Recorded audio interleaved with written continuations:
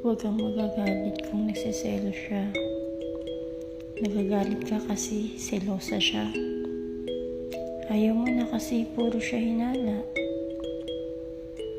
Napapagod ka na kasi puro siya pagdududa. Maling-mali.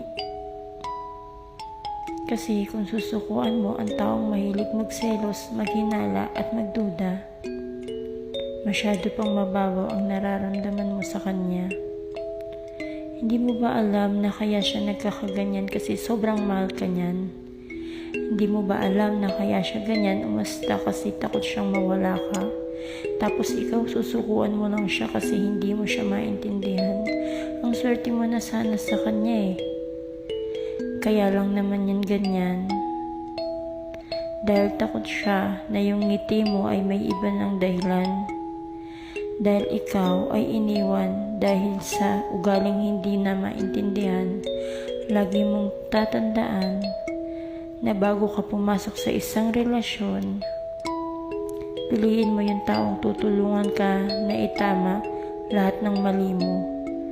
Huwag ka dun sa taong iwan ka kasi maraming mali sa'yo.